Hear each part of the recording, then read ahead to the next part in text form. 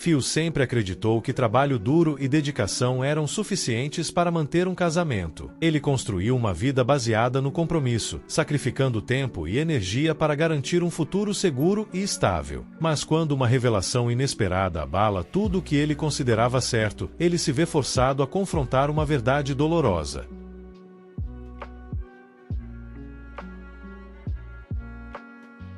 Minha esposa ficou bêbada e confessou que não se sente atraída por mim, então eu decidi. Minha esposa, em um estado de embriaguez, revelou que não sentia atração por mim e isso me atingiu com força. Senti-me destruído e decidi desaparecer por um tempo. Acredito que preciso de espaço para entender as coisas. Meu nome é Phil e sempre fui o tipo de cara que acreditava que o trabalho duro podia consertar quase tudo. Foi assim que fui criado. Abaixe a cabeça, trabalhe duro e o resto se encaixa. Essa mentalidade moldou minha vida, especialmente no meu casamento. Por tanto tempo quanto me lembro, meus dias foram uma confusão de reuniões, prazos e negociações. Trabalhei duro, acordava e me esforçava o dia todo, e quando chegava em casa estava exausto demais para fazer algo além de dar boa noite para minha esposa. Mas eu dizia a mim mesmo que valia a pena. Eu estava construindo uma vida para nós, garantindo que ela nunca precisaria se preocupar com nada. Quando não estava trabalhando, ela era tudo em que eu pensava, como fazê-la feliz, como dar a ela a vida que merecia. Eu trazia presentes quando viajava a trabalho, planejava escapadas de fim de semana para compensar o tempo perdido. Nunca foi perfeito, mas eu achava que ela entendia. Amor não é sobre ser perfeito, é sobre estar presente e tentar. Pelo menos era nisso que eu acreditava. Olhando para trás, percebo que talvez eu estivesse errado, mas na época eu não via isso. Achava que trabalhar mais significava amar mais. Ultimamente, no entanto, as coisas estavam estranhas. Ela mal me notava. No começo, ignorei. Estávamos casados há apenas 2 anos. Achei que estávamos apenas nos acostumando à rotina da vida a dois. No fundo, eu sabia que algo não estava certo, mas não queria acreditar. Dizia a mim mesmo que ela estava apenas estressada, cansada ou passando por uma fase. Pensei que, se trabalhasse um pouco mais e mostrasse o quanto me importava, tudo voltaria ao normal. Eu estava convencido de que amor e esforço podiam consertar qualquer coisa. Acontece que eu estava errado, muito errado. Quando percebi que as coisas estavam tensas entre nós, decidi fazer algo a respeito. Achei que talvez um jantar romântico pudesse nos reconectar. Não sei, talvez eu estivesse sendo ingênuo, mas eu acreditava em tentar. Passei a tarde inteira preparando. Cozinhei o prato favorito dela, frango à parmegiana com purê de batatas com alho, algo que eu não fazia desde nosso primeiro encontro. Arrumei a mesa com velas, diminui as luzes na medida certa e escolhi uma playlist com músicas lentas que ela costumava amar. Era minha forma de dizer: eu vejo você, eu sinto sua falta, estou tentando. Quando ela entrou pela porta, parecia surpresa. Uau, ela disse olhando ao redor, seus olhos pousando na mesa. Por um segundo, achei que vi um lampejo de algo. Gratidão, talvez. Ela beijou minha bochecha, sentou-se e sorriu. Começamos a comer, e a conversa fluiu leve e fácil. Ela elogiou a comida, brincou sobre como eu era, secretamente um cozinheiro melhor que ela, e pela primeira vez em meses ela riu, genuinamente. Naquele momento pensei que talvez pudéssemos encontrar nosso caminho de volta, mas depois do terceiro copo de vinho, tudo desmoronou rapidamente. Ela estava bêbada. No começo era sutil, ela se recostou na cadeira, sua expressão relaxando, as palavras saindo mais devagar, mais soltas. Não pensei muito nisso até que ela pousou o copo na mesa, olhou para mim e disse: "Você é um cara legal, você cuida de mim. É por isso que estou com você." Eu congelei. "O que você quer dizer?" Perguntei, minha voz firme, mesmo com o estômago se revirando. Ela riu, suave, mas com um toque de pena. "Quero dizer que nunca senti realmente atração por você, não desse jeito." Suas palavras me atingiram como um trem em alta velocidade, mas ela não parou por aí. Ela se inclinou para frente, apoiando o queixo na mão, como se estivesse contando uma história qualquer. "Você é doce, gentil, seguro, mas não é meu tipo." Então ela começou a descrever o tipo dela, alguém mais bruto, com uma vibe mais sombria, alguém que não tem medo de quebrar as regras, o completo oposto de mim. E então, como se isso já não fosse ruim o suficiente, ela soltou a bomba. Quando conheci ele, o meu tipo, eu simplesmente não resisti. Uma coisa levou a outra e ela parou, mas eu não precisava que terminasse a frase. Eu já sabia o que ela queria dizer. Fiquei ali, acenando com a cabeça como um idiota enquanto minha esposa despejava verdades que me despedaçavam. Meu peito ficou pesado, como se eu não conseguisse respirar, mas mantive o rosto calmo. Por fora eu estava composto. Por dentro, algo em mim quebrou. Aquilo não era um pedido de desculpas, nem sequer era arrependimento. Era uma justificativa embriagada, como se quisesse que eu entendesse suas razões para me trair. E naquele momento percebi que não precisava gritar. Não precisava brigar, só precisava deixá-la terminar e então decidir o que fazer a seguir. Quando fui para a cama naquela noite, soube que não havia mais volta. As palavras dela ecoavam na minha cabeça, como eu não era o tipo dela, como ela ficou comigo porque eu era um cara legal, como encontrou o que queria em outro lugar. Não foi apenas a traição que doeu, foi a maneira casual como ela admitiu tudo. Deitado no escuro, ouvindo sua respiração tranquila enquanto dormia, eu não sentia raiva, apenas clareza. Brigar com ela não mudaria nada. Ela já tinha me mostrado quem era e eu acreditei. Confrontá-la só daria a ela a satisfação de se justificar. Ela não merecia isso. Não merecia uma briga, não merecia um fechamento. Ela merecia ver o que significava viver sem mim. Quando o sol nasceu, eu já tinha tomado minha decisão. Eu não estaria lá quando ela acordasse. Eu não sou um homem impulsivo. Quando ajo com precisão. Naquela manhã, saí de casa como sempre fazia, silenciosamente, deliberadamente, sem nenhum sinal de que algo estava diferente. Exceto que desta vez eu não voltaria. A primeira ligação que fiz foi para meu advogado. Pedi que preparasse os papéis do divórcio e incluísse tudo que eu precisava para separar minha vida da dela. Depois liguei para meu contador. Ele era um homem esperto e em poucas horas começou a liquidar minhas cotas nos investimentos que tínhamos em conjunto. No final do dia, minhas contas estavam vazias e eu tinha controle total sobre meus bens. Então liguei para minha família. Não contei todos os detalhes, não precisava, mas deixei uma coisa clara. Não deem ouvidos a ela. Não compartilhem meu paradeiro. Se ela ligar, não digam nada. Queria que ela sentisse o peso do que fez sem ninguém para amortecer a queda. Por fim, deixei uma mensagem com meu advogado para ser entregue a ela quando, inevitavelmente, tentasse me procurar. Ela receberia os papéis do divórcio logo, sem explicações, sem pedidos de desculpa, apenas a realidade fria e dura do que tinha perdido. Algumas semanas depois, os papéis foram entregues. Meu advogado disse que ela tentou me contatar, ligações, e-mails, até apareceu no escritório dele. Eu não respondi. No começo, ela hesitou em assinar. Talvez achasse que poderia consertar o que tínhamos, ou talvez só não quisesse perder a estabilidade que eu proporcionava. Mas quando viu o acordo financeiro, cedeu. Não fiquei surpreso. Ela sempre priorizou a si mesma e assim esse capítulo se fechou. Quando saí daquele casamento, não estava pensando sobre o que aconteceria com ela. Eu só queria me libertar das mentiras dela, do desrespeito e da completa falta de cuidado comigo como pessoa. Pensei, deixe que ela tenha a vida que quer. E por um tempo, parecia que ela conseguiu. No começo, ela parecia aproveitar sua nova vida. Estava livre, solteira e financeiramente segura, graças ao acordo que conseguimos no divórcio. Eu tinha trabalhado duro para construir algo para nós, e ela ficou com sua parte quando nos separamos. Ela começou a sair mais, jogando-se em suas distrações habituais, noites fora, roupas novas e, claro, novos homens. Ouvi dizer que ela até brincava sobre como finalmente estava vivendo a vida que merecia. Mas aqui está o problema com pessoas como ela. Elas nunca pensam além do momento. Ela achou que liberdade significava fazer o que quisesse sem consequências, mas a vida não funciona assim. Eventualmente isso te alcança, e uma dessas liberdades a alcançou de um jeito marcante. Ela acabou grávida. Descobri isso através de um conhecido em comum que não conseguiu resistir a espalhar a fofoca. Aparentemente não foi algo planejado, não que eu esperasse que fosse. O pai sumiu no instante em que ela contou para ele. Sem ligações, sem mensagens, nada. Simplesmente desapareceu. Ela teve que lidar com tudo sozinha. E não parou por aí. O dinheiro do acordo, ela queimou como se não fosse nada. Quando o bebê nasceu, ela já estava afundada em dívidas. Teve que vender nossa antiga casa. Bem, a casa dela naquele ponto. Era a última coisa que restava da vida que compartilhamos. Então vieram os amigos. Ou melhor, o que sobrou deles. Pessoas como ela sempre atraem o mesmo tipo de gente. Superficiais, egoístas e presentes apenas quando a diversão está garantida. Quando ela começou a pedir ajuda, dinheiro, alguém para cuidar do bebê, um ombro para chorar, eles desapareceram um por um. Acho que nem as melhores histórias dela conseguiam entretê-los mais. Ela conseguiu o que achava que queria, liberdade. Mas esse tipo de liberdade tem um preço. Ela perdeu tudo o que importava porque nunca valorizou nada disso desde o começo, a verdade? Eu não senti pena dela, mas também não fiquei sentado esfregando as mãos e comemorando sua ruína. Eu simplesmente não me importava. Ela era um capítulo encerrado. Algumas pessoas acham que estão fugindo de algo quando na verdade estão correndo direto para uma parede. Esse foi o caso dela. Ela correu e quando bateu contra a parede não havia ninguém para segurá-la. Os anos passaram. Minha vida seguiu em frente. Não de forma espetacular ou dramática, mas de maneira silenciosa e constante. Não era perfeita, mas era minha. Então, um dia ela me encontrou. Eu estava em casa, sentado à janela com um livro na mão quando a campainha tocou. Não esperava ninguém, mas quando abri a porta, lá estava ela. Ela parecia a mesma. Não estava mal. Estava arrumada, carregando mostrando aquele ar de confiança que eu já admirei um dia. Seus olhos encontraram os meus, firmes, avaliando, como se tentassem medir minha reação. Vê-la novamente não despertou nada em mim, além de um frio e silencioso desprezo. Eu não sabia como ela tinha me rastreado, só senti repulsa. Ela ficou ali por um momento, me encarando como se esperasse permissão para falar. Eu não dei. Finalmente começou a falar sem esperar por mais aprovação. Sua voz falhou. Eu tentei te encontrar por anos, começou, a voz baixa e trêmula. Eu precisava te dizer como sinto muito. Cometi um erro